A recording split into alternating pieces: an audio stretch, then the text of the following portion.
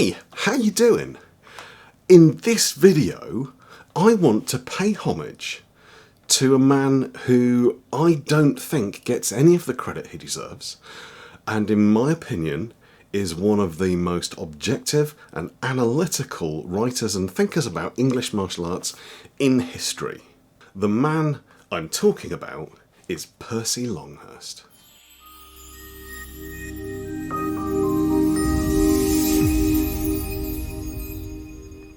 Now, there's not an awful lot that we can find out about Percy Longhurst. Admittedly, I've not done a massive amount of research. I've got some of his written works, I've done some research on the internet, and I've seen what I can find out about him. There's not a huge amount. What is out there is written from very much a certain perspective. And at the risk of sounding like I've got a personal vendetta against Bartitsu, most of it comes from people who practice Bartitsu and describe him as one of the most influential people in the Bartitsu movement. I don't think that's accurate, but rather than me ranting about it, I thought I'd just let you hear his words and let you make up your own decision. So we'll start off by reading what Percy himself has to say about Mr. Barton Wright. The man who had brought Tani and a fellow expert Raku Uyenishi to England, incidentally one was told this was the first time any professor of the Japanese art had left his native land for the purpose of making Ju-Jitsu known abroad, was Mr. Barton Wright, an English engineer who lived a number of years in Japan and had acquired a knowledge of the exercise in one or other of the many schools of instruction to be found in the cities of Japan. All good so far. Barton Wright was definitely living in Japan, definitely came across Jiu-Jitsu, practiced it a little, brought some people to the UK. Fine, don't have any objections to that. He claimed to have made a variety of improvements upon the native art, producing a system which he termed Bartitsu. But to all intents and purposes, that which Tani and Uyenishi demonstrated was Ju-Jitsu pure and simple, and the name Bartitsu was very speedily forgotten. Which I think says something. Later he says, I still have the recollection of the throw with which Tani put an end to one contest I had with him, the now well-known stomach throw, against which I had no defence, and which sent me flying 10 or a dozen feet through the air.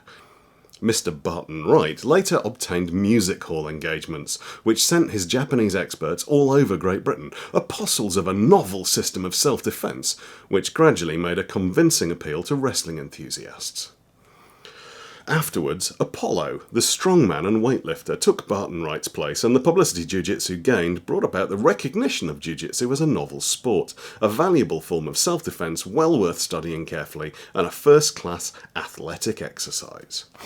I think it's pretty clear, to be honest, that Percy was a wrestler. We know that. We know he was quite involved in the British wrestling community and that he was quite well known and well practiced. We know that he was one of the very first people to try his hand against these new Japanese instructors of Jiu-Jitsu that Barton Wright had brought over. And we also know from his writing in Uyenishi's own book, the textbook of Jiu-Jitsu, that Percy Longhurst had a huge amount of respect for Uyenishi and Tani and everyone else that was practicing Jiu-Jitsu and the art itself.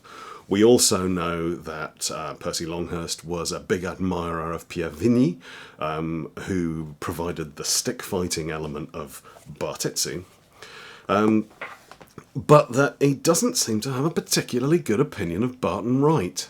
Now, I don't know, but it seems to me as if it's pretty clear that Barton Wright had assembled a number of very successful and very gifted martial arts instructors, stuck his own name on it, and then when it didn't work out the way he wandered off to do something else. And, fair enough.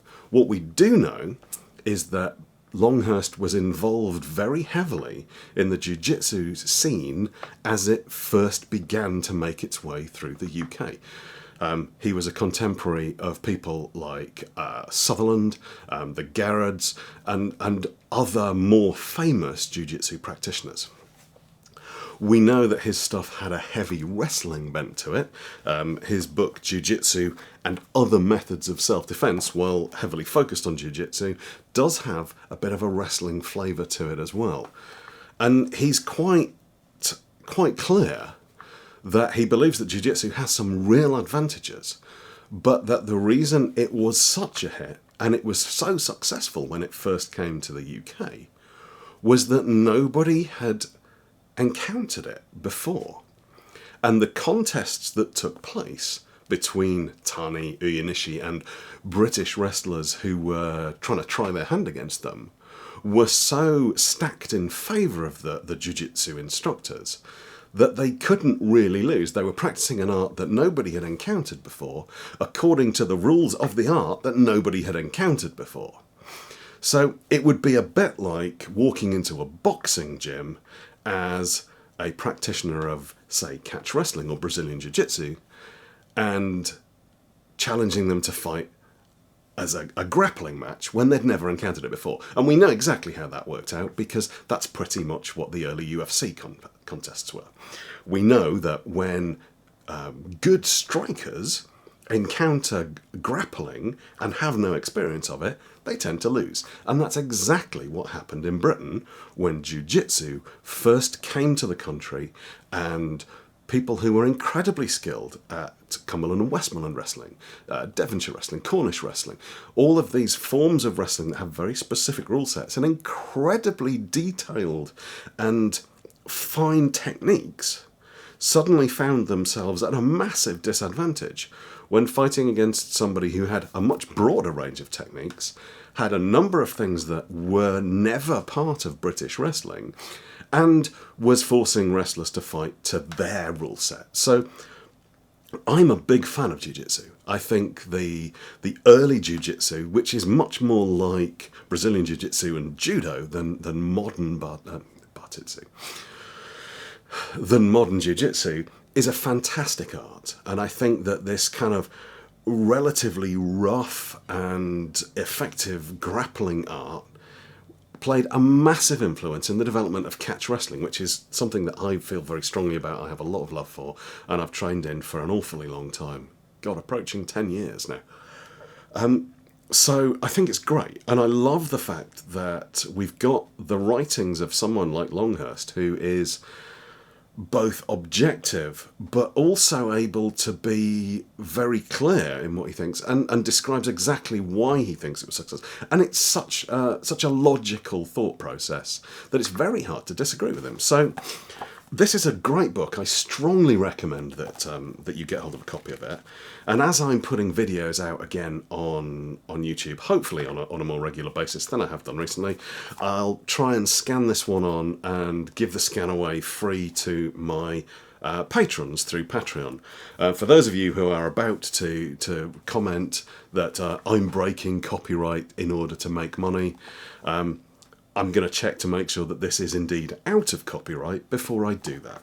I suspect it is, because I'm fairly certain I've seen people selling scanned copies of it. Doesn't mean that they were doing it legally. If it's not legal for me to distribute it, then I won't, and I'll find something else. But it'll be a pretty awesome book either way. So, yeah, see what you can find out about Longhurst. If you know anything about him, please let me know, because we know very little about his life. We know that he was a wrestling champion. It says so in his own book. So we have to take that with a slight pinch of salt. Percy Longhurst, author of Wrestling, winner of the lightweight wrestling competition GGS. GGS? I don't know. If you know, let me know, and hopefully I'll see you soon.